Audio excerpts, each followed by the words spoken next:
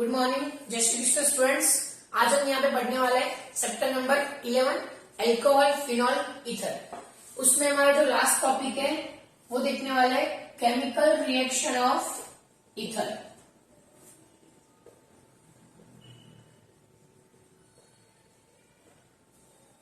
तो यहाँ पे हम देखेंगे कि ईथर की केमिकल रिएक्शन में कौन से बॉन्ड ब्रेक होते हैं। तो ईथर कैसे बनता है, तो दो अल्काइल या तो एराइल ग्रुप के बीच में क्या बन रहा है, यहाँ पे बीच में ऑक्सीजन। तो यहाँ पे हम ये बॉन्ड ब्रेक करेंगे, फिर भी कौन सा होगा, between the carbon and oxygen.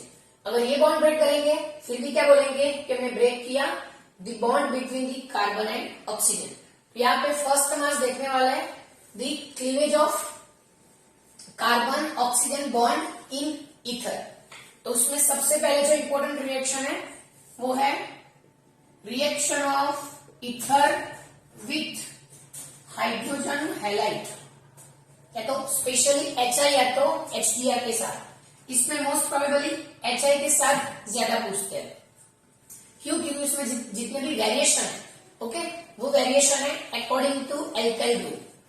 तो फर्स्ट हम देखेंगे ऐसा ईथर कि जिसकी रिएक्शन हम करेंगे तो अल्काइल एराइल ईथर। ओके, तो देखो पहले हम यहां पे लेंगे अल्काइल एराइल ईथर। यहां पे मैं ले रहा हूं मिथॉक्सी बेंजीन।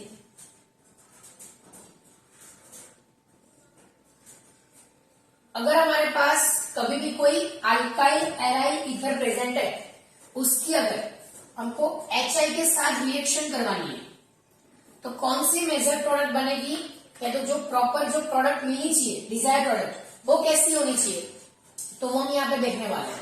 तो देखो जब भी कोई भी अल्काइल एराइल ईथर की रिएक्शन हम HI या तो कोई भी हाइड्रोजन हैलाइड के साथ करवाते हैं तब क्या होगा, तो देखो ऑक्सीजन कार्बन और यहाँ पे भी कार्बन, बट ये जो कार्बन है वो कैसा है sp2, यानी कि यहाँ पे जो ऑक्सीजन की जो लोन पेयर है वो लोन पेयर क्या करेगी, कंटिन्यूअसली बेंजीन के साथ क्या जाएगी रेजोनेंस में।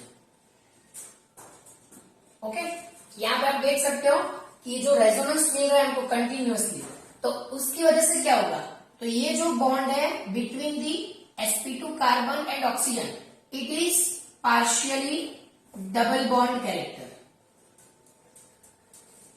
वो कैसा बॉन्ड होगा, partially double bond, it is not pure single bond. और आप देख सकते हो ये जो बॉन्ड है वो कैसा है, it is pure single bond. Okay, ये प्योर सिंगल बॉन्ड है।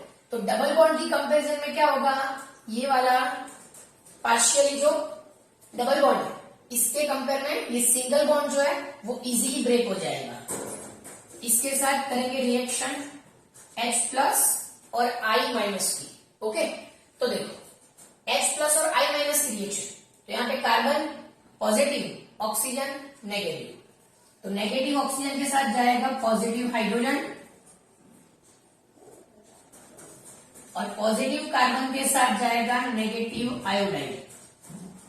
तो यहाँ पे देख सकते हो इसमें कौन सी प्रोडक्ट मिल रही है, तो इसको हम बोलते हैं फिनोल, और ये हो गया हमारा मिथाइल आयोडाइड।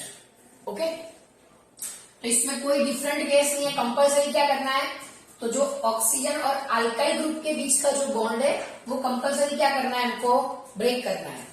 क्यों, क्योंकि ये वाला बॉन्ड sp2 कार्बन वाला यानी कि पार्शियली डबल बॉन्ड कैरेक्टर है उसके पास, तो वो वाला बॉन्ड हम यहाँ पे ब्रेक नहीं कर सकते। तो ये हुआ हमारा यहाँ पे फर्स्ट केस कंप्लीट। अब दूसरा केस हम देखने वाले हैं। तो दूसरा केस देखो कि इसमें दोनों अल्काइल ग्रुप लेने हैं बट डिफरेंट डिफरेंट लेने हैं। ओके, चलो तो यहां पे मैं ले रहा हूं सेकेंडरी या तो इसके साथ प्राइमरी एल्काइल ग्रुप वाला ether containing primary otherwise secondary alkyl group. तो यहां पे मैं एग्जांपल ले रहा हूं पहला वाला इथाइल मिथाइल ईथर। ये हमारे पास है इथाइल मिथाइल ईथर। तो उसकी प्रॉपर जो रिएक्शन होती है वो कैसे होती है, तो देखो पहले मैं बोल देता हूं कि जो पूरी रिएक्शन है वो किसको फॉलो करती है, SN2 मैकेनिज्म को। याद रखना यहाँ पे मैंने दो ही अल्काइल लिए हैं, प्राइमरी और सेकेंडरी, टर्शरी नहीं लिया है। तो देखो ये जो हमारे पास पहले ईथर है उसमें क्या होगा, तो जो HI है इसमें से H+ इसका प्रोटोनेशन होगा ये ऑक्सीजन पे, और यहाँ पे हमको मिलेगा protonated ether CH3 CH2 OH+। अब ये जो प्रोटोनेटेड ईथर मिला, ओके, तो SN2 रिएक्शन है तो क्या होगा, न्यूक्लियोफाइल का अटैक होगा। ये बन गई हमारी ट्रांजिशन स्टेट। यहाँ पे कार्बन पे पॉजिटिव नहीं है तो कोई कार्बोकैटायन कार्बोएनायन कुछ नहीं बनता। यहाँ पे क्या बनती है, सिर्फ एक अनस्टेबल ट्रांजिशन स्टेट, क्योंकि ऑक्सीजन पे पॉजिटिव चार्ज है तो वो ज्यादा टाइम बियर नहीं कर सकता। तो अब देखो इसमें क्या होगा, तो न्यूक्लियोफाइल कौन सा है यहाँ पे, तो I-, जो आयोडाइड आयन है वो है हमारा न्यूक्लियोफाइल। तो SN2 किस पे फॉलो करता है, तो SN2 is depend on the steric hindrance. तो अब जो ये वाला न्यूक्लियोफाइल है वो ऐसी जगह अटैक करेगा जहां पे स्टेरिक हिंड्रेंस कम है। ओके, तो देखो ये I- है तो यहाँ पे CH3 है, यहाँ पे CH2 CH3 है, यानी कि यहाँ पे स्टेरिक हिंड्रेंस कम है। तो ये I- अटैक करेगा ये कार्बन पे, मतलब कि कार्बन और आयोडीन के बीच पार्शियली बॉन्ड फॉर्मेशन होगी, और ये जो ऑक्सीजन है वो ये बॉन्ड के इलेक्ट्रॉन लेके चला जाएगा, यानी कि कार्बन ऑक्सीजन बॉन्ड क्या होगा, पार्शियली ब्रेक। ये दोनों रिएक्शन अकॉर्डिंग टू SN2 साथ में होगी, formation of carbon iodine bond, breaking of carbon oxygen bond, दोनों एक साथ होगी। तो क्या मिलेगा हमको, तो CH3I यानी कि मिथाइल आयोडाइड, और साथ में क्या मिलेगा, तो CH3 CH2OH यानी कि इथेनॉल। तो ऐसे केसेस कि जिसमें डिफरेंट अल्काइल ग्रुप दिए हुए हैं तो उसमें कौन सी प्रोडक्ट मिलेगी। तो अगर एक MCQ में आया तो हम हर बार पे इतनी मैकेनिज्म कर नहीं सकते, तो याद क्या रखना है कि जब भी ऐसे ईथर हमारे पास है जिसमें ऑक्सीजन के साथ प्राइमरी और सेकेंडरी अल्काइल ग्रुप है, तो उसमें आयोडीन वहां पे अटैच होगा जहां पे स्टेरिक हिंड्रेंस कम है। ओके, दोनों अल्काइल ग्रुप में से जो भी अल्काइल ग्रुप पे स्टेरिक हिंड्रेंस कम होगा वहां पे हम ये अटैच कर सकते हैं, क्या, क्योंकि आयोडीन। तो यही केस में हम दूसरा एग्जांपल देखते हैं ताकि आपको अच्छे से क्लियर हो। तो देखो CH3 CH3 O CH2 CH3।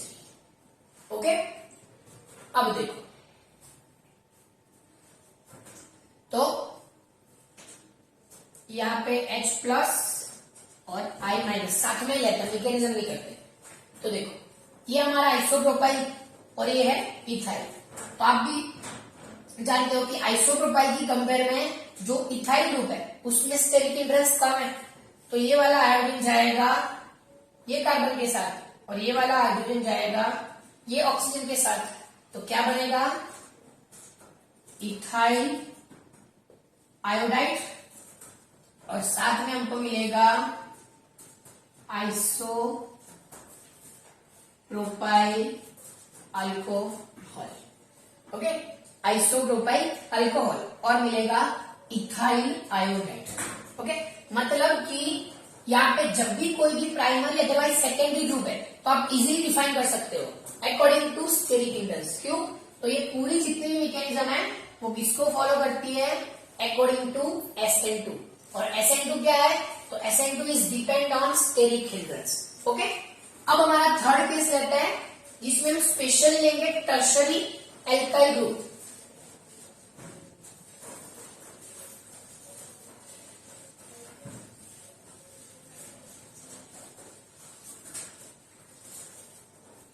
तो अब देखो इसमें हम यहाँ पे ले रहे हैं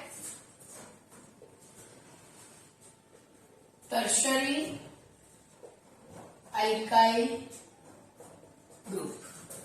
ऐसा ईथर लेंगे जिसमें क्या होगा, मिनिमम 1 टर्शरी अल्काइल ग्रुप होगा। तो देखो यहां पे मैं ले रहा हूं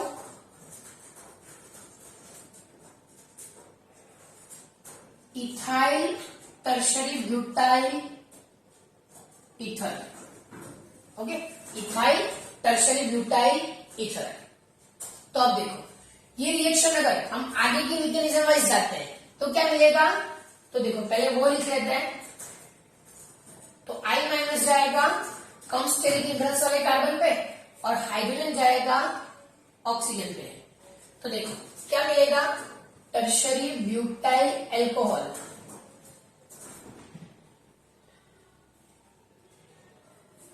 और साथ में मिलेगा ethyl iodide. But this reaction is wrong. क्यों? क्योंकि जो ऐसा ईथर है जिसके पास मिनिमम 1 टर्शरी एल्काइल ग्रुप है, then those ether follow SN1 mechanism. Okay, जो भी ग्रुप है कि वो कैसा है, टर्शरी। तो टर्शरी एल्काइल ग्रुप वाला जो भी ईथर है it is more reactive towards the SN1 mechanism. Okay, तो ये जो पूरी रिएक्शन होती है बॉन्ड क्लीवेज की, वो किस पे डिपेंड है, SN1। आप अच्छी तरह से जानते हो SN1 रिएक्शन किस पे डिपेंड है, तो स्टेबिलिटी ऑफ कार्बोकेटाइन।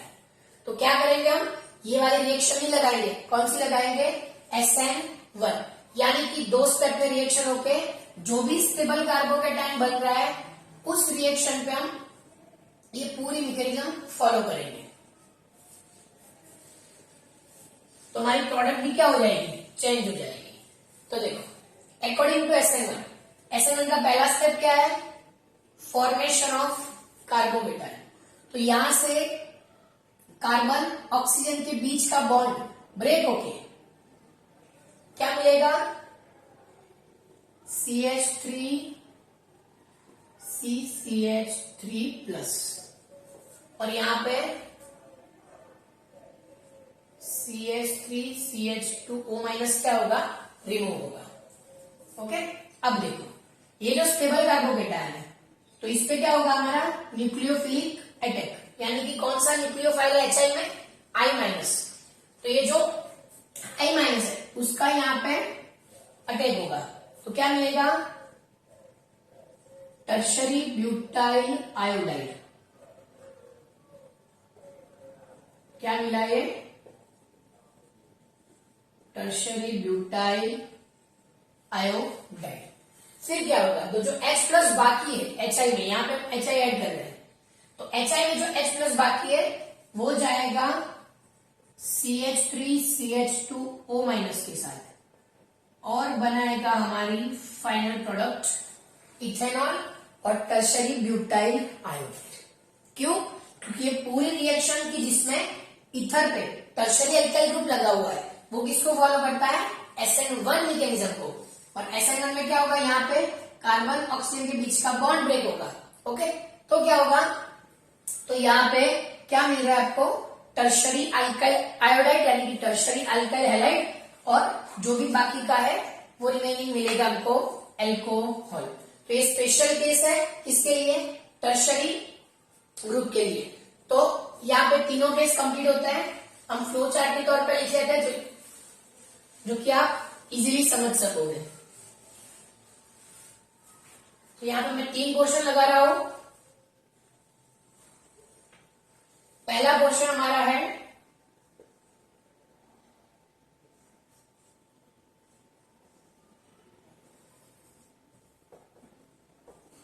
R' यानी कि कोई भी अल्काइल ग्रुप, प्राइमरी सेकेंडरी या अदरवाइज टर्शरी। टर्शरी होगा तो भी यहां से ही बॉन्ड ब्रेक होगा।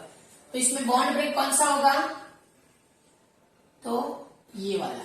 ओके, प्रोडक्ट क्या मिलेगी, तो एक मिलेगी फिनॉल। अगर यहां पे कोई भी सब्स्टिट्यूशन नहीं है तो क्या मिलेगी, फिनॉल।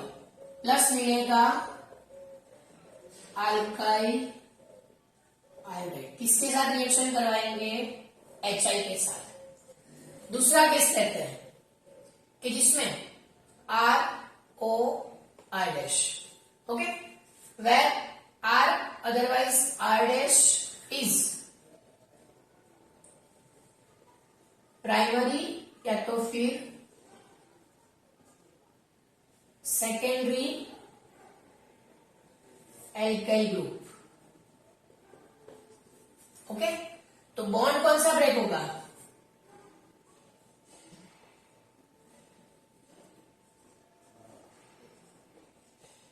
तो ब्रेकिंग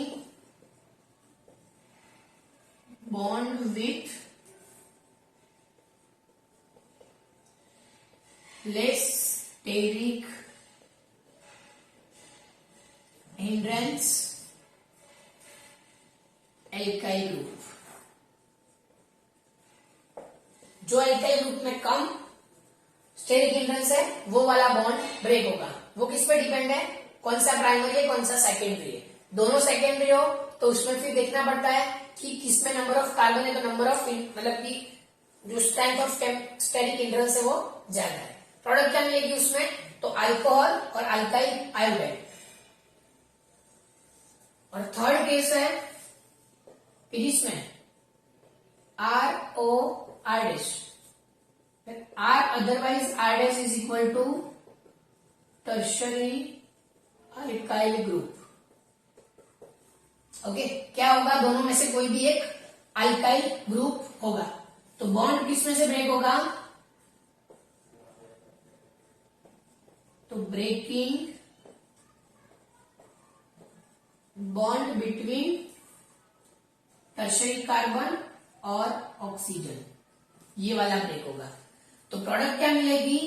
तो product is tertiary alkyl iodide plus alcohol. तो ये जो तीनों केस है उसकी समझ आ गई। ये पूरी समझ से आप कोई भी रिएक्शन इजीली कैरी आउट कर सकते हो और कोई भी एमसीक्यूज है तो फिर कोई भी रिएक्शन है तो कोई कन्वर्जन इजीली सॉल्व कर सकते हो। तो यहाँ पे आपका चैप्टर नंबर 11 कंप्लीट होता है। ओके, नेक्स्ट लेक्चर में मिलेंगे नेक्स्ट चैप्टर के साथ। तब तक सब स्टूडेंट को जय श्री कृष्ण।